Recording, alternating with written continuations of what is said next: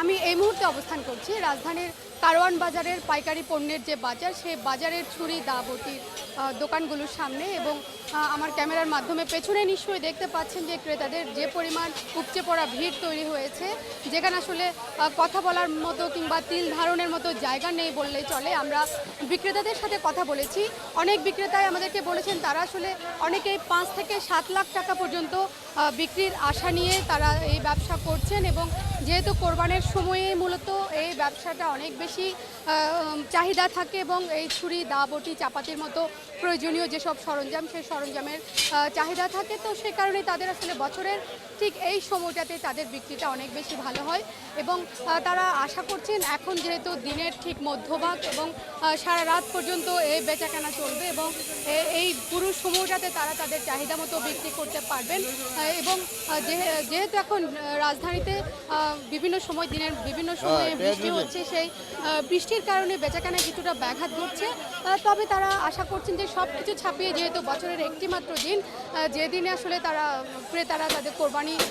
দেওয়ার জন্য যে ছুরি চাপাতি কিংবা দা বটির মতো যে প্রয়োজনীয় অনুষঙ্গ সেগুলো কিনতে আসেন, সেই জন্য তারা আশা করছেন তাদের বিক্রি আসলে ভালো হবে এবং আমরা বিক্রেতাদের সাথেও কথা বলেছি। তারা বলছেন যেহেতু বছরের একটি দিনই মাত্র এই সরঞ্জামগুলো কিনতে হয়, সেই জন্য দাম একটু বেশি হলেও তারা আসলে তাদের প্রত্যাশা মতো বা চাহিদা মতো যে সরঞ্জাম দরকার সেগুলো তারা আসলে কিনে নিয়ে যান এবং বিক্রেতারা বলছেন যদিও বছরের অন্যান্য বছরের তুলনায় এবার দাম কিছুটা বেড়েছে বিভিন্ন কারণে, সেটা হচ্ছে লোডশেডিং কিংবা কারিগরের পারিশ্রমিক বেশি হওয়া সহ বিভিন্ন কারণে এইসব জিনিসের দাম বেড়েছে। তবে সব মিলে দাম বাড়লেও আসলে যেহেতু মুসলমানদের যে একটি ধর্মীয় অনুষ্ঠান, প্রধান ধর্মীয় অনুষ্ঠান, সেই ধর্মীয় অনুষঙ্গের জন্য মূলত এই বেচাকেনা চলে এবং ক্রেতারাও তাদের প্রয়োজনীয় কেনাকাটা শেষ করেন এবং আপনাকে জানিয়ে রাখি এখানে শুধুমাত্র যে নতুন ছুরি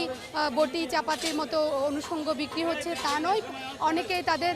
প্রয়োজনীয় যে পুরনো ছুরি বটি কিংবা কাঁচি সেগুলো তারা আসলে শান দিতে এসেছেন। সব মিলে যদি বলি যে আসলে শেষ মুহূর্তে যে বেচাকেনা কারওয়ান বাজারের বিভিন্ন দোকানগুলোতে, সেই দোকানগুলোতে ক্রেতাদের চাহিদা যেমন বাড়ছে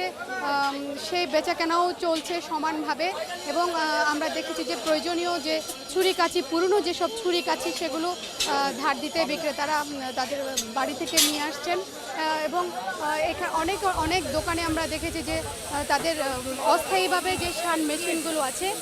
শান দেওয়ার মেশিন, সেই শান মেশিনগুলো বসানো হয়েছে এবং সেখানে কারিগররা আসলে তাদের যে কাজ, সেই কাজগুলো একদম পুরো দমে তারা চালিয়ে যাচ্ছেন অনেক ব্যস্ততার ভিড়েও এবং সেখানে বিক্রেতাদের যে ব্যস্ততা, সে ব্যস্ততা যদি আমি একটু দেখাতে চাই ক্যামেরার মাধ্যমে, যেখানে নতুন দা বটি কিংবা ছুরি কাঁচি বানানোর পাশাপাশি পুরনো যেসব দা বটি রয়েছে সেগুলো শান দেওয়ার কাজও চলছে এবং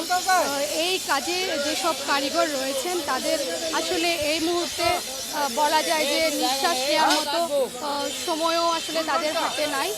যেহেতু ঈদের মাত্র আর একদিন বাকি এবং এই শেষ মুহূর্তের যে ব্যস্ততা এবং সে ব্যস্ততা তারা আসলে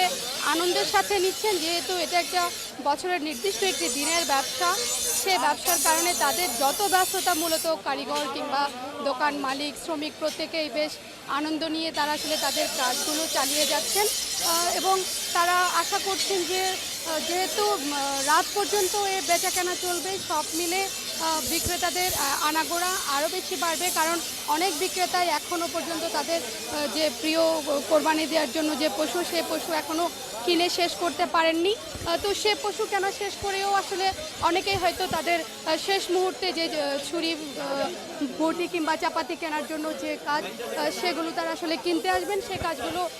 এখনও শেষ করেননি অনেকে। তো সব মিলে যদি আমি আপনাকে বলতে পারি যে আসলে শেষ মুহূর্তের যে বেচাকেনা এবং ক্রেতাদের